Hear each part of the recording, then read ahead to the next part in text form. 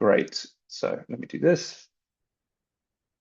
So, firstly, I'm going to talk about mixed methods approach. So, when we think about research methods, a lot of this is going to be determined by the capacity that you have as an organization, what you've funded for in terms of timing or resources, or the amount of time that you've got for design and field work. But we always generally teach young people a mixed methods approach. The reason for this is when we start off, we want them to have a general grounding in research methodology. So we start really simple. We start with what's the difference between qualitative and quantitative.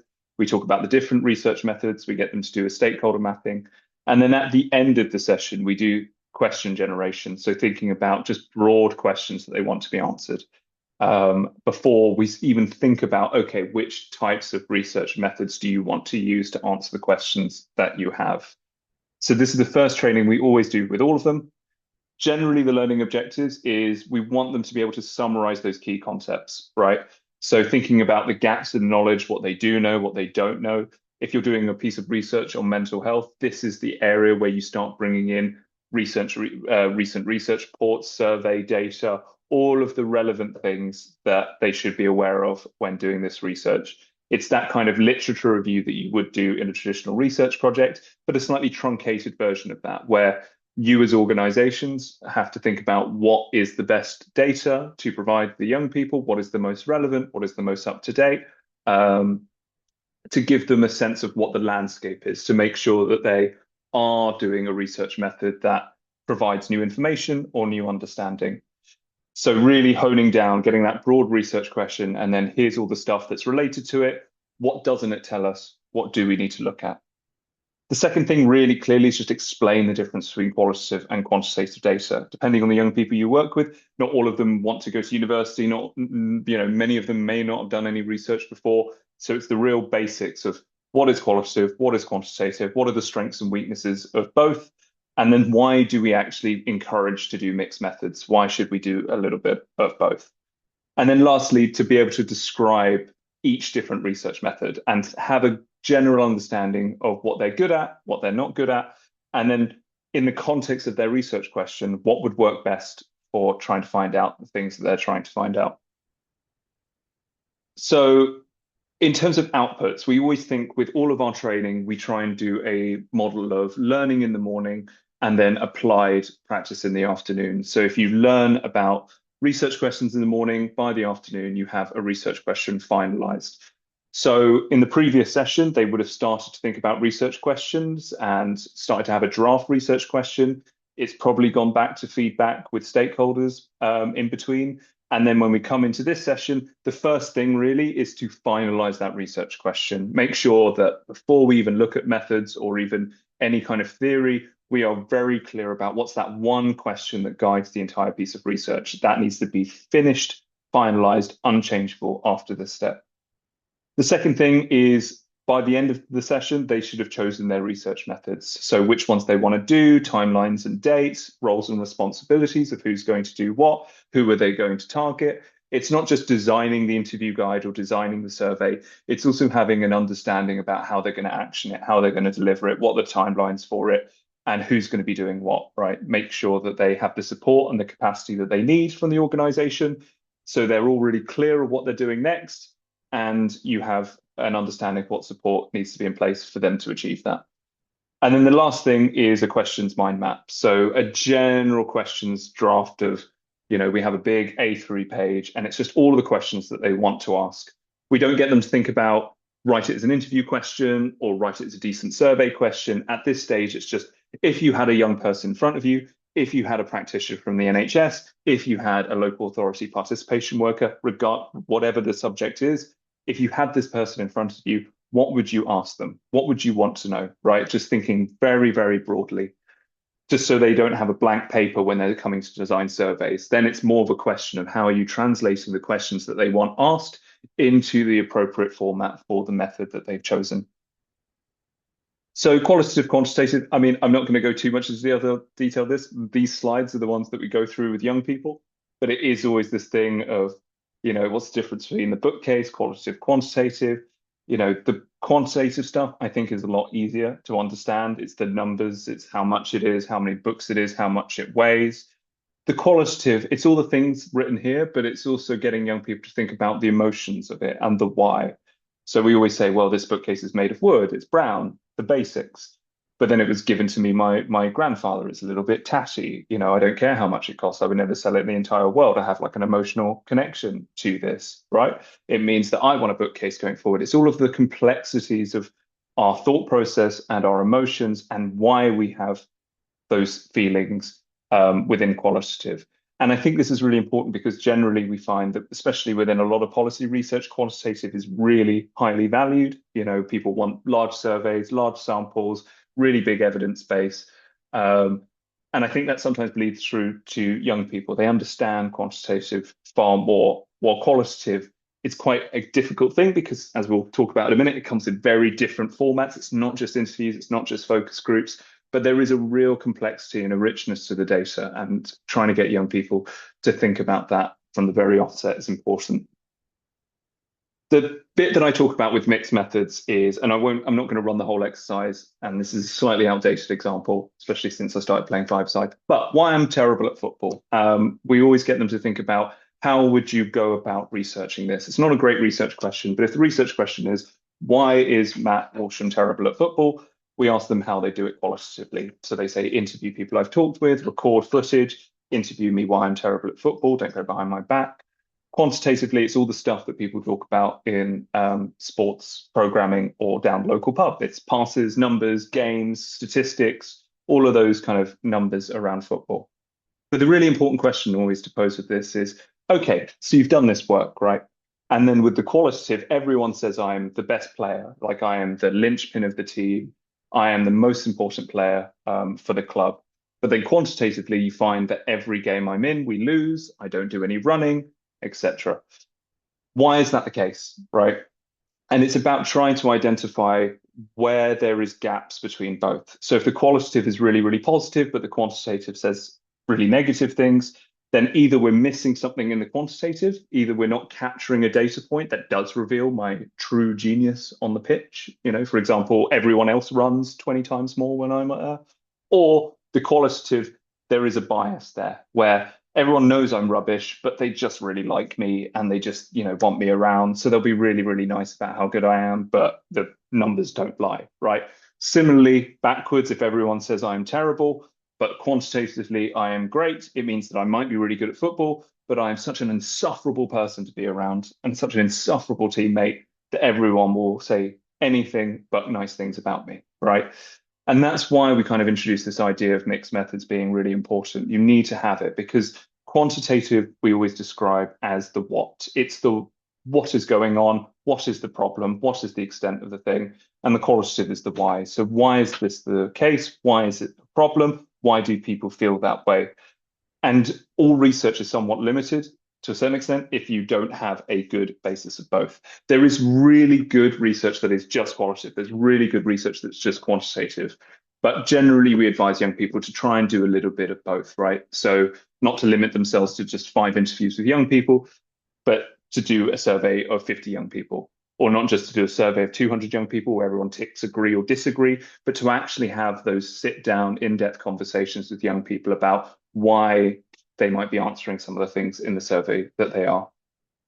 But again, it's a limitation. Not all organizations can do mixed methods. There are ways of converting it for both. So when we do qualitative interviews, there are ways to convert qualitative data into quantitative.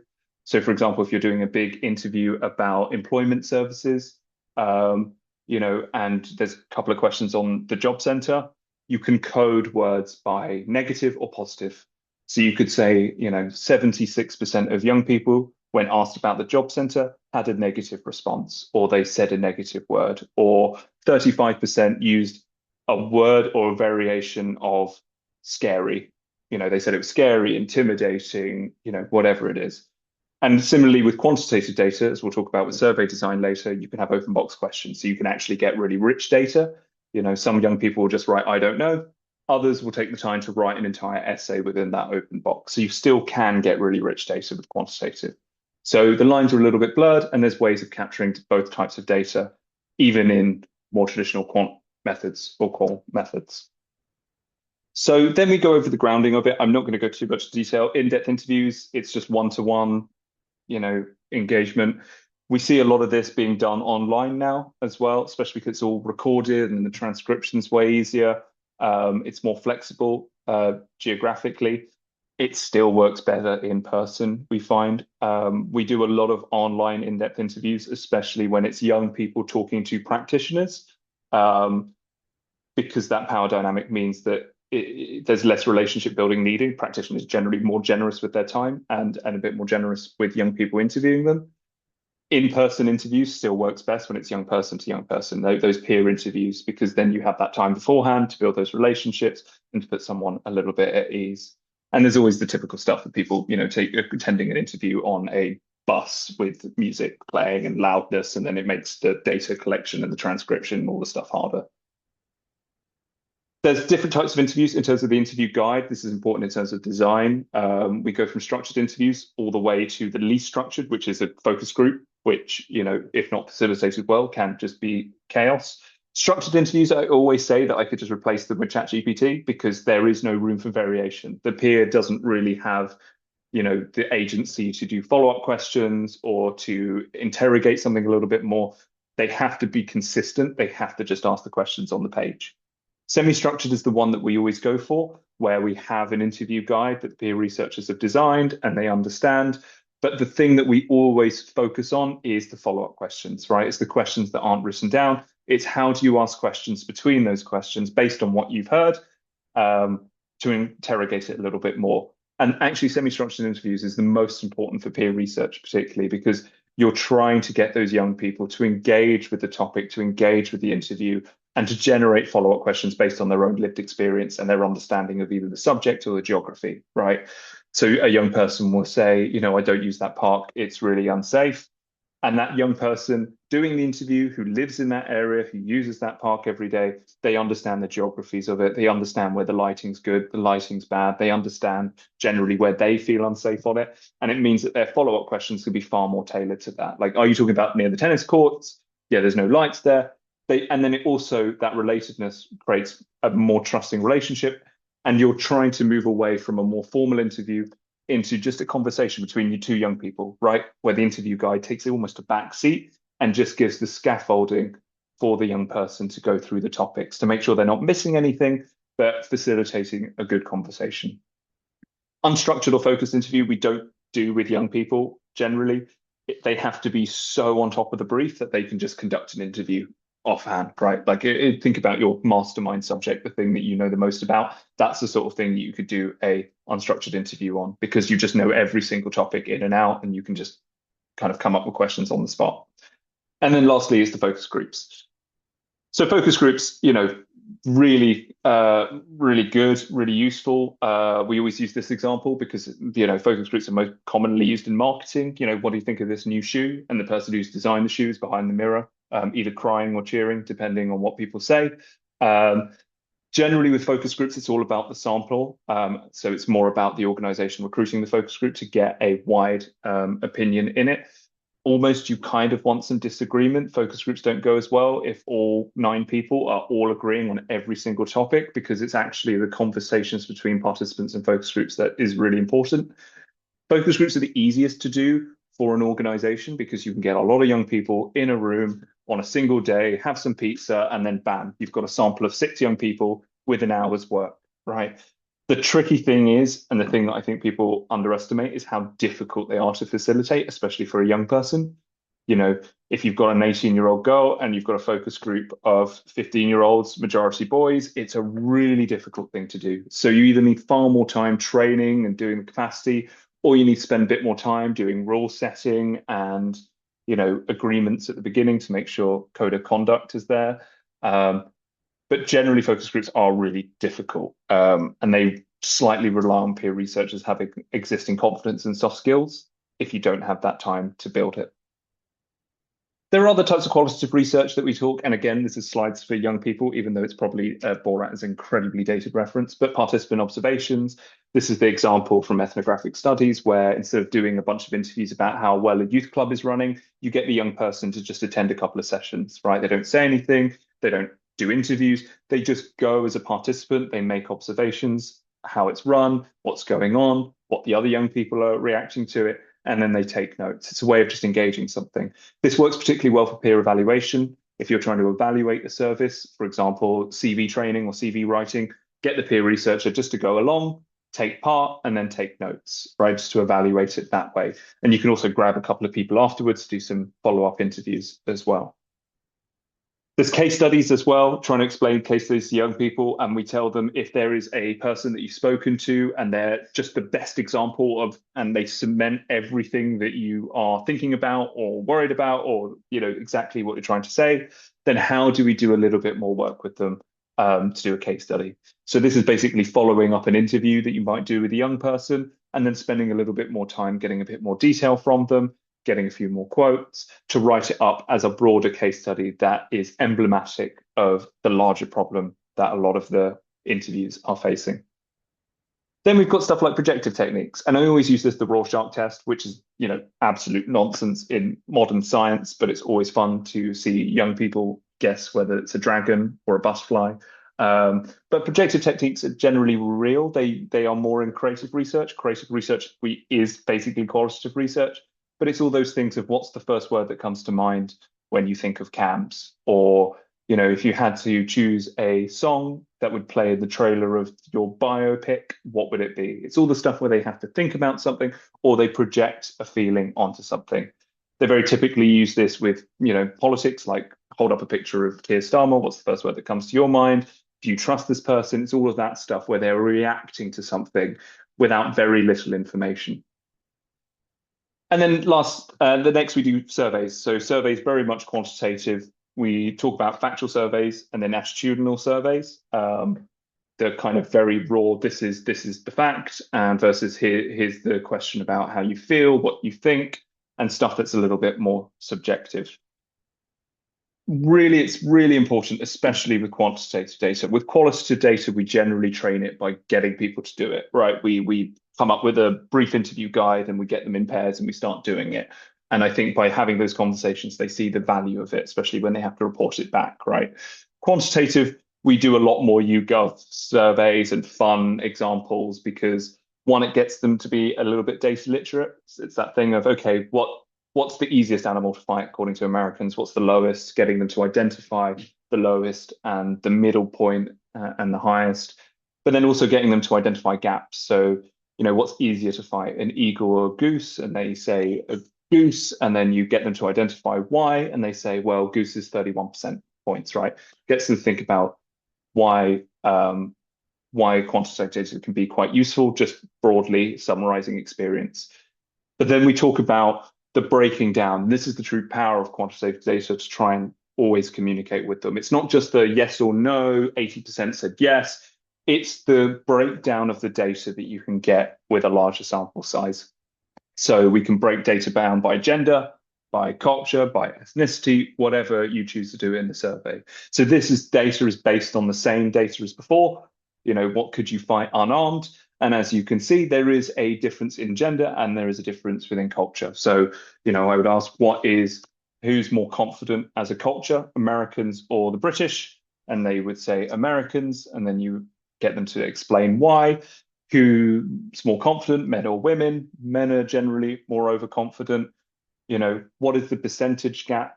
Where is the percentage gap greater? Where is the percentage gap less? So, for example, for goose, it's one of the largest spreads, right? There's a huge gap between Americans and British people when it comes to geese. Why? Culturally, because there's less geese in America, and we have a British pastime of wild geese attacks pensioner in local news stories, right? So fundamentally, we have grown up with an understanding that geese can be dangerous, right? So it's thinking about the cultural context of why people answer things and how data can be used to explore those differences between groups. Lastly, we talk about creative research methods, and we've separated it out, and we do separate it out for young people, but creative research methods are basically, they come under the qualitative, right? They're qualitative research methods at their heart, but we separate them out for simplicity and to get young people to think slightly differently about them. And there are a range of ways of doing it: art-based photography, drawing, video and films. Again, this is about the way your young people are interested, what would work best with the subject matter and the sensitivity, depending on the young people that you're speaking to. Not everyone has huge amounts of Lego kits, but Lego have put a hell of a lot of money into researching how Lego can be used as a research method and as a therapeutic method. There is really good evidence studies about the use of Lego. And there's some basic stuff in terms of, photos, people giving disposable cameras. We'll talk about the methods that we've used before. But it's an additive thing. It adds a layer of detail, it adds a layer of uh, richness to the data, but then also really importantly, it works really well for the outputs as well in terms of when you're doing the dissemination of findings. This creative stuff comes in real handy as well. So the first thing we always get them to do is just decide what the research methods they want to use, right? And there are loads of ways of doing it, and we do it very differently depending on the group and the size and the time that we've got. But it's a basic thing of what research method are you going to do? What are you going to do with it? What data you're actually collecting with it? Like what are you looking to collect? And then also that timeline. So what's the delivery of it? When are you doing it? Are you going to do the survey first? Are you going to do the interviews first? Maybe the interviews first, and then it informs the survey, whatever it is, right? And then there's other research methods, like, so this one, they did secondary data statistics, which is just basically like a literature review, right? So two young people in that group will be responsible for finding all of the other bits of research related to the thing that they want to look at, and then sharing that with the rest of the group. So really clearly by the end, they go, okay, we want to do a survey. This is how we're going to do it. We're going to do some focus groups following up on that, and then that's it, right? Or we're going to do some focus groups and we're going to do some photograph exercise, right? And it's really good to kind of get everyone to think about all of the things that have come before, right? So it's not just which research methods you want to do based on what we've heard, but what are the questions that you want answering, right? What's that overall research question? How do you break it down by theme? What are the sort of topics you're looking at? And what data do you actually want to collect, right? Is it just from young people? Is it their opinion? Is it a factual thing? Do you want to know how many young people face food insecurity? Or do you want to know what the impact of that is on their education, their lives, whatever it is? The next one is, who do you want to speak to? Yes, I will send examples of the worksheets. We've got quite a few. We just kind of design them. We design all the worksheets for specific sessions. So we don't have like a standard one that we use across anything, but I can send a range of them. As you can see, this one is a truncated one where you would clearly have less time. So they're doing quite a few things within a single sheet. And then the very middle, grounded, is their research question, right? And that's the thing. Put it in the middle. That's your North Star. That's everything. Everything has to speak to that. And then what research methods do you want to use, right? So this group, they did participatory observation. They did a bit of focus groups, but not just with young people, but also with parents. They want to do some creative methods. They want to do some theatre and some scenes. So a real mix. So we talked about research question in the last one, so I'm not going to go into this, right? So it's all of these things, but it comes back into play when you're thinking about the methods, especially, is it feasible and is it researchable, right? Can you actually do this? And can you actually go out there and deliver it? So the stakeholder mapping we talked about as well before, but another one to do is like that bullseye thing where you kind of have the vital, necessary to engage, good to have on board, courtesy to inform. Generally, when we think about stakeholder mapping before, it's about relevance to the project. It's that steering group, it's that sounding board. Stakeholder mapping at this point is slightly different. It's who you actually going to deliver the research with.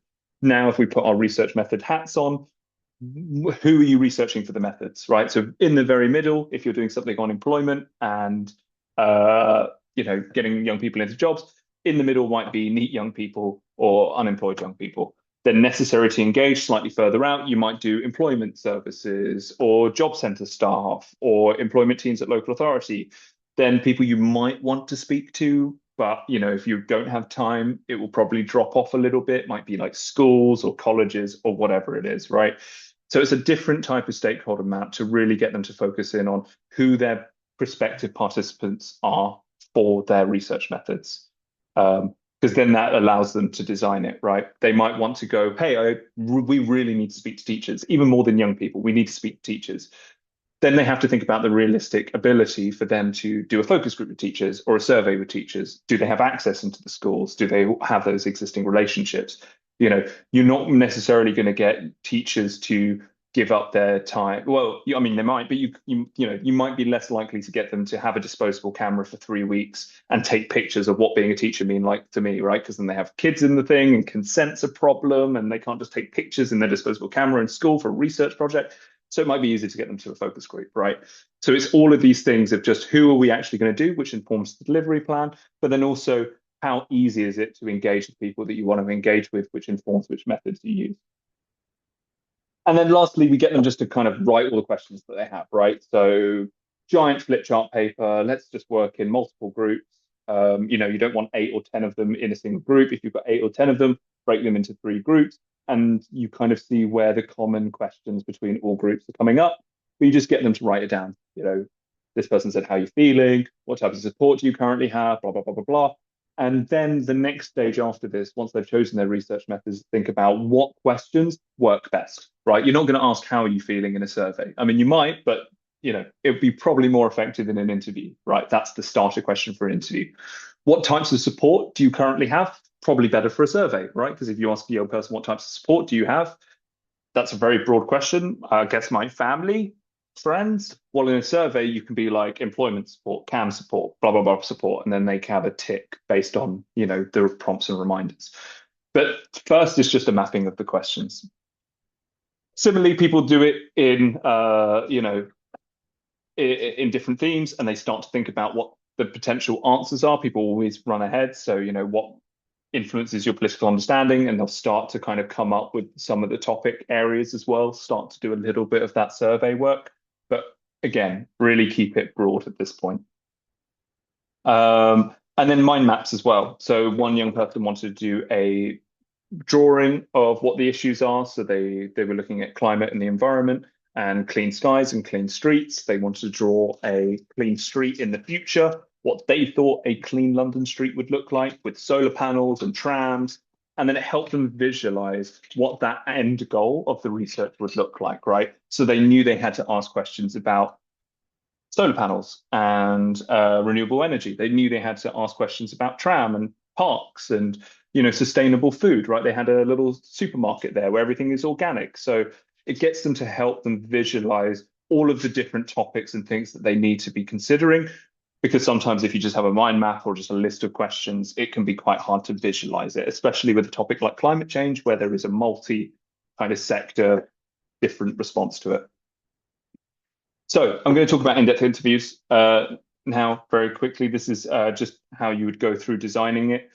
We kind of branch, and you'll see this in the toolkit, we branch this section into 3 different training workshops: introduction to survey, introduction to interviews and focus groups, and creative methods.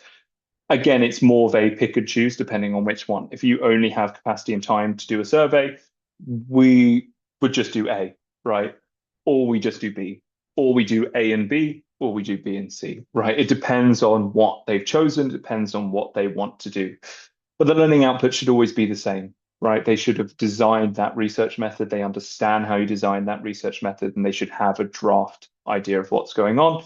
And then the roles and responsibilities as well. Who is doing what, right? We're not going to get all the young people necessarily to do the survey. Who's more interested in survey? Who's more interested in interview? Whatever it is. I think the thing that's most important here is about the timing. So, and this, again, there's no gold standard, depends on how much time that people have. You might want to do just 1 session per method, right? If you have 3 full days with them, then you just spend 1 whole day on survey, 1 whole day on interviews, etc. Then if you're really cut for time, then you might want to do multiples. So you do 1 session for interviews and surveys, because that's what we're doing.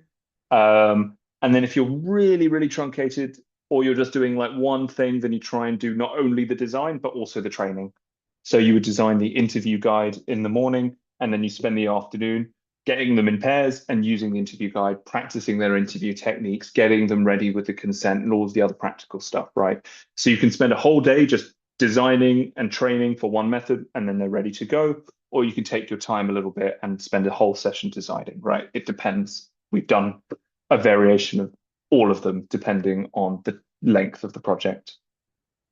So with interview guide very specifically, these are again the slides that we use for young people. We tell them just what an interview guide is: a list of questions, you just tick it through. But really, again, it's always that thing of you can go off script, right? Change the order, skip certain questions. We always say it's a work in progress. It's a reiteration. It's arguable. Probably you should keep the interview guide the same throughout all of the process with all the interviewees for consistency. We've had projects though where the interview guide changes after each interview, only ever slightly, but it gets reiterated, right? I'll get four peer researchers coming back to me and go, actually, question seven just doesn't work, right? It's not working. And then we think about why it doesn't work, and then we might change it. And then interviews 4 till 6 will have a slightly different interview guide, right? So I wouldn't be so precious about it. The whole point about an interview guide is just to make sure that these young people have a supported guideline for a really good in-depth conversation. If it's not getting there, if questions are being skipped, if the questions are too complicated, it's just a case of just reiterating to get there. And that's why it's so important that, as an organization, you are listening to the interviews as they come in. So you might want to step back and help that redesign process as you go along. We always start with what's a good question. We really try and break things down, make it really easy instead of just going, okay, interview, go. We get them to design some how questions, some what questions, why questions, and who questions. We teach them about leading questions. I won't go into all the slides now. What's a leading question? Why you shouldn't use it? Only open questions, no closed questions. And then they go through and write some. So what's the who? Who do you think are the most vulnerable women? Who is the best place to give support? What are the whats? What do you think are the barriers? What support do you think is available? Why? Referring to the question, why do you think they're most vulnerable? Whatever it is, right? They start to write it up and we get them to do this in pairs.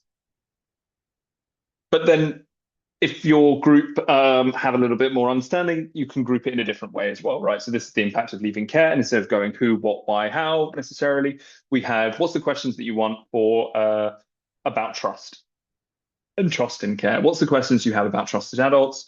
Okay, one of the aims is this, think about how we build trust. What questions would you ask there? And then what sort of stuff do you think would help them build trust, right? So instead, you're getting them to draft questions on thematic topics rather than just format style. So, but again, there's a whole range of ways, right? So the left one is literally just there, just writing questions. Some of them aren't even fully questions, more thoughts or comments. And then you kind of take all of that. Then one on the right is really blown up because it's posted notes, right? So people just posted note everywhere. Depends on the group that you've got. I think, again, loads of young people benefit from getting up and around and walking and seeing other posted notes. It's just a way of breaking up a worksheet so they're not just sitting there and they feel like they're in school. It's still doing the exact same exercise, but in just a far more physical way, moving around, visualizing it. And then also the posted note one is really nicely once you come to the next stage, which is organizing, right? So actually for this one, we had a bit more time. So we printed out all of the questions that they wrote. We got them to cut it up. And then in pairs, they basically stuck it in an order, right? To start to make a coherent interview guide, right? Which questions are you keeping in? Which questions are you not interested in having an interview guide? What are the questions you start with? What are your questions you end with? And it's about teaching them that generally you start with the more easy, accessible stuff, ease people into the subject, and then you get more complicated and more difficult as you go along, right? But it's a really nice way if they can visualize that and then they can compare. So why did you start with these questions? Why did you start? Oh, okay, that's interesting. We actually talked about that at the end rather than in the middle, and then they can come to some sort of conclusion. It's just more visual, and who doesn't love cutting things out and Pritt stick? It makes everything more fun. But I can share the sheet afterwards. This is a really quick one where on the left, they just draft all the questions that they want. You give them 20 minutes to do that. And on the right, there's that process of thinking about, okay, how do we write it in again? What's your opening question? What's your closing question? And then they come in groups of threes. So it's a really simple, slightly arbitrary, slightly enforced, do 3 questions per theme. So if you're looking at safety, knife crime is 3 questions, road safety is 3 questions, policing is 3 questions, whatever it is, right? Just really within one exercise, within an hour, you're getting to brainstorm and then start to create a draft interview guide within the same session. But similarly, if you have a bit longer, then you get them to do all that drafting work, then you give them this sheet and then they come up with their top 10 questions or whatever it is in that same format. Loads of sheets, loads of ways of doing it. But again, it's that process of lots and lots of information, bit of a brain dump, bit of a mind map, and then slowly getting them to prioritize, refine, and then get your draft interview guide. And that won't be the end of it, right? You'll have by this like 5 draft interview guides with a group of 8. Then it's for you to push them all together, smush them all together, and then do stakeholder engagement. So what I will generally tend to do after this is I will put all of their interview guides together. I will send it to relevant stakeholders. The stakeholders will suggest questions. I will put the stakeholder questions back into the draft interview guide, highlighted in red, and then we'll take it back to the peer researchers. So they know which questions on the interview guide came from who, and they can have another conversation about whether they include them or not, right? Which is really, really important. So that's interview guides. And again, if there's any questions, please just put it in the chat. I'll answer as I go along. In terms of survey design, we always talk about the first bit, which is qualities. And there can be some decisions for them to make about this, but generally it's for you as an organization to think about what level of detail you actually need. So the basic ones, age, ethnicity, gender, geographical placement, how important is that, right? Does everyone know their postcode? Would that group feel comfortable giving their postcode? Does everyone know what borough they live in? They might go and study in a different borough. It's kind of getting them to not necessarily choose these things, but making them informed of the complexity of certain things here, right? So you could talk about, yeah, we should collect ethnicity data, but then you tell them about the ONS and the fact that there's like one word for Arab and one word for Chinese, and it's just like a mess of a data set, but we do it because ONS collects it. And it's all those kind of little quirks about collecting equalities data. But also, again, going back to the previous conversation of why it's so important, why it'd be really, really good. Like, what is the potential of being able to look at 16 to 18-year-olds versus 18 to 20? Do you think men and women would answer this question very differently? Okay, well, we definitely need gender in there so we can pass that, right? So protected characteristics, geographic placement's pretty clear and straightforward. When we talk about severe examples of severe multiple disadvantage, slightly out of date, we also just mean kind of different lived experience as well. If you're doing a piece of research on employment services for neat young people, it would be good in your survey to establish whether they are neat young people, right? So you know who you're speaking to and you get an understanding of that lived experience, right? Do you have experience with the criminal justice system? Do you have experience with the social care system? That way we know that the survey responses are really speaking to that experience. So this is largely going to be set generally by the organization, but it's really good to involve peer researchers in those decisions and why you're doing it and having a conversation about where it might not be possible. The thing that is really important is for them to design the bulk of the survey. So we teach them about different research questions. The first one is open. We generally always say to peer researchers, try and limit it to like 1 maximum, because we generally find that the more open questions in the survey, young people just get bored. They don't want to type, they just skip it or just put whatever in. But it's a way of collecting qualitative data. Open-ended questions usually come at the end. They're sort of like, if you were mayor, what was to be the one thing you would do for London? Or, if you were the local authority, what would you do? Right? It's that big kind of big picture, whatever they want to do at the end. Closed-ended questions, we don't tend to put on surveys. They tend to be more establishment questions. So something you would establish a fact, and then you might ask a follow-up question. So have you used CAM services in the past 3 years? Yes or no? And if they say yes, then it would have a different question, right? It's a way of narrowing down the responses by lived experience or however they've answered it. Multiple choices. The most important thing about multiple choice questions is 2 things. Firstly, there is no logical order to it. How many restaurants you visited is such a bad example. I need to change that. But there is no logical order. It doesn't go up in a scale. It isn't strongly disagree, strongly agree. It could be a range of things, right? Like, how did you travel to work today? Bicycle, car. There is no logic in it. It's just multiple, and you can choose more than one answer. The most important thing, secondly, about multiple choices is the power of a multiple choice question for peer researchers isn't in the question design. It's in the choices that they design to give young people, right? So what are the challenges you're facing in terms of getting employment? A practitioner will write a very different list of responses. They'll be like CV support, don't know where to find jobs, I don't feel comfortable in interviews. And then you'll get a peer researcher coming on and saying, actually it's about, I can't afford to travel to that job, or I don't have housing or permanent address, right? Or all these other things like mental health or they'll come up with different answers, and those multiple choice answers that they give are where their real insight comes in. Rating questions. I'm going to talk about rating questions as part of Likert scales. So Likert scales are the most common ones, and these are the scales, right? It's generally 5, 7, 9 point scales, sometimes 3 point scales. We generally do 5. We find 10 is a bit much, and then because it's such an overwhelming number of choices, young people tend to gravitate between 7 and 3s. They go for 7 and 3s, the midpoints. 5 is a little bit more like strong, not as strong, but agreement, middle point, which is the don't know, and then etc. But 3 also works, which is positive, negative, don't know, right? Um, and Likert scales are really, really flexible. People always think about it as like very bad to very good, strongly disagree, strongly agree. But you can basically create any question into a Likert scale.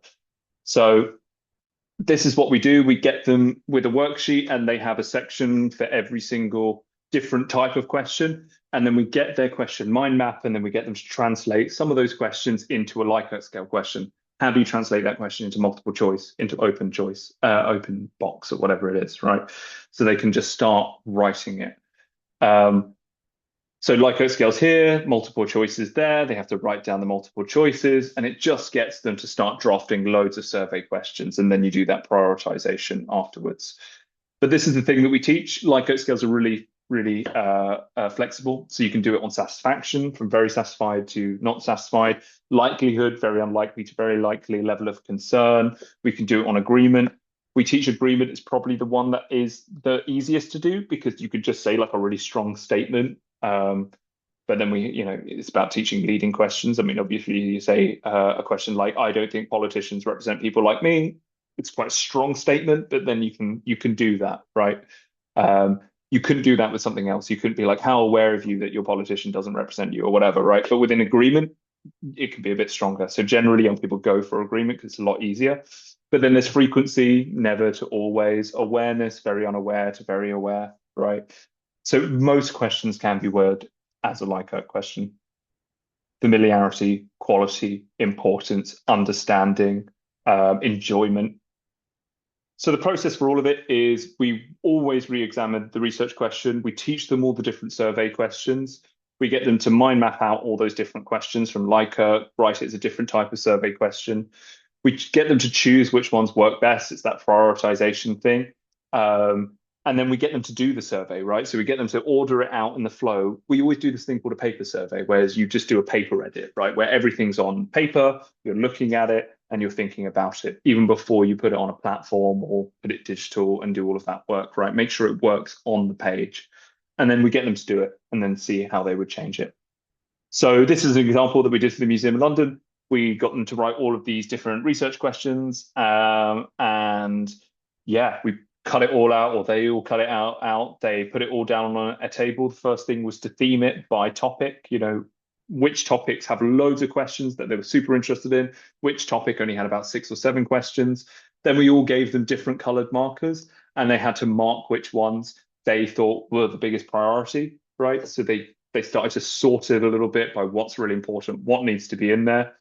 And then we started to move those to a separate section, right? So this is the overall draft survey. These are the ones you picked out. These are the ones that need to be in there. And then you started to order it and think about how it flows as well. And then you can see the different columns as well, because sometimes you would have logical branches, right? So you would only see these questions if you answered yes to this thing or whatever it is. So you can actually visualize the complexity of the path that the respondent will go on within the survey.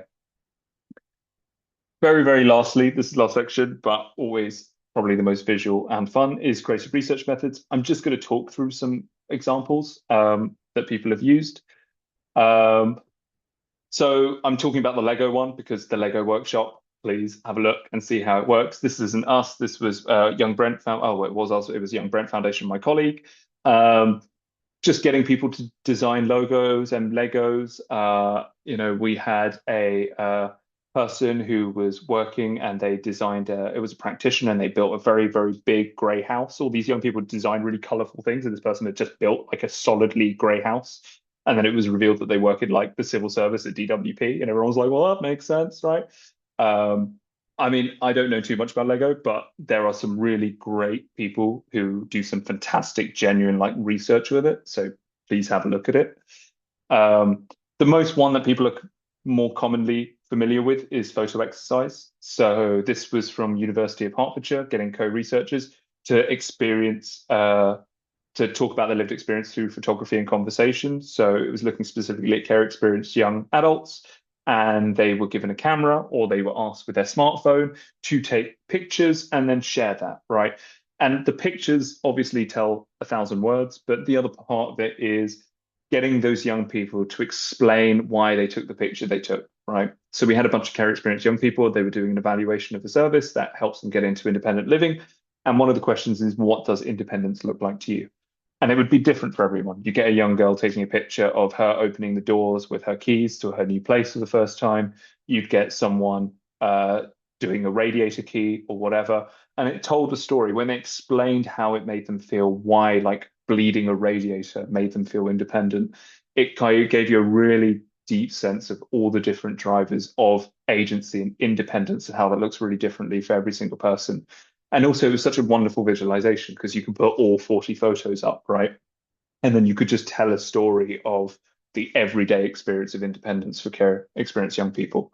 Um, and then, there's some big, fantastic photo projects. There's really good academic research examples of it. And they go on to have a life, right? You can put them up, you can exhibit them as an art piece as well and take people through that exhibition. It has a life beyond the research as well. And young people understand it, right? Really, really well. Just take pictures, document your journey, but just try and ground it in a theme, right? Like, what does independence mean to you, right? Don't get them to take pictures of just like whatever in their lives. Try and kind of give that grounding. And also, it needs teaching as well. We talk about the rule of threes. We do some basic photography stuff. We had one project where someone who is a professional photographer came in and gave a photography lesson just to help them, right? Thinking about how you do framing and things like that, especially if you're using smartphones, not disposable cameras. There's loads of tools on there to do it as well. But then they can take loads and submit one. Anyway, there's loads of different ways, and it's a really great tool that everyone has a camera in their pocket now, particularly, and they can all upload it to like a shared drive instantly.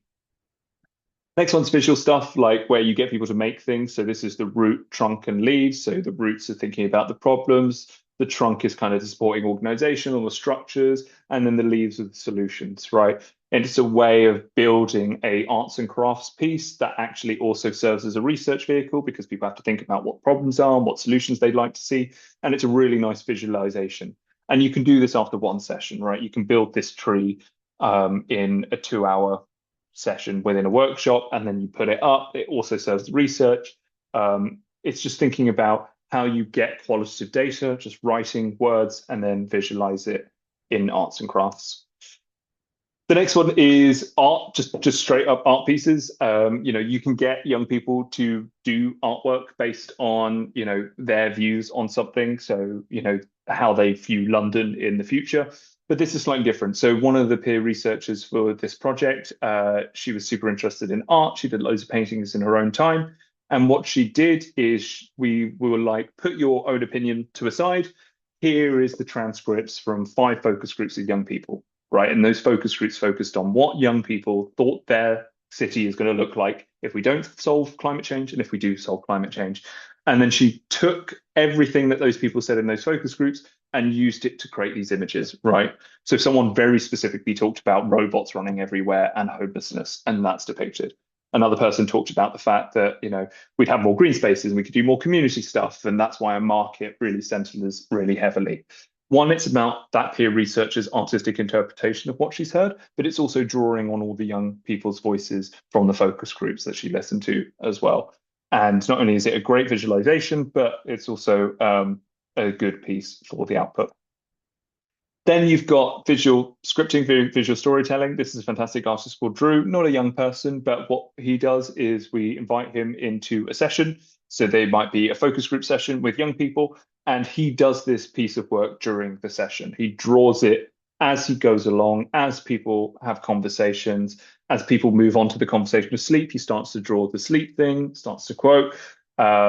There's a word for it that I'm missing. It's, I think, visual scribing, but it's a really good tool to do it in person as well. We haven't got young people to do it just yet because it takes such a level of skill to do it, but it's a really nice way of having a creative output. from a session where they're just coming together and having a conversation, right? So they can visualize it and see it at the end. Then we have spoken word. So this is a video that's on our website of Louisa, who is part of the Children in Care Council, is now development lead for the Pan London Children in Care Council. She's just released a book of poems, and one of the poems was specifically speaking to what the Pan London Children in Care Council are trying to deal with. And she did a video of one of her poems. Lots of spoken word, always really interesting. Podcasts as well. Young people love doing podcasts. We always think about podcasts as an output at the end after the recording is done, but podcasts are a really good way of doing interviews and gathering data as well if people are interested in doing it. And then I'm going to talk about Know Your Roots. I've talked about this before. It's something done by my colleague. It was a fantastic project where they looked at black hair. I think at the time there was a girl who was suspended from school for wearing her natural hair because it was said to have violated school uniform policy. So this project really focused on getting Black and Asian young people to think about their natural hair and celebrate it. And they went into schools specifically. They brought in an artist to talk about how self-identity is expressed in art, specifically looking at historical examples, giving them that protected time during school to do some of this work. And then the portraits they came up with are fantastic. So a lot of them used a self-portrait of themselves and then framed all of the different ways they felt about their hair around the side. This person put all of the different things that people had said about their hair around them, so all the negative things, but then the kind of beautiful self-image that they have of their own hair.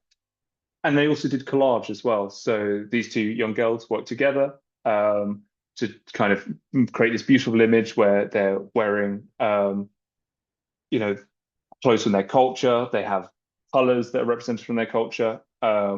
And yeah, it was beautiful. And it was all exhibited at the South Bank Centre as well. So you had that really great visual representation of how all of these different girls of different ages across a few schools thought about their hair.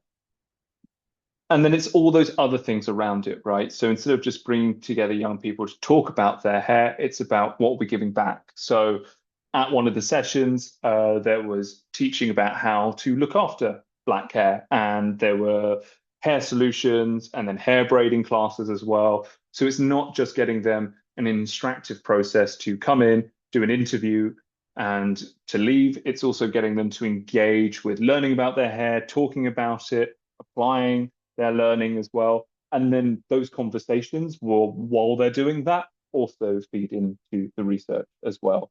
There's all of those different activities. And you see activity-based work.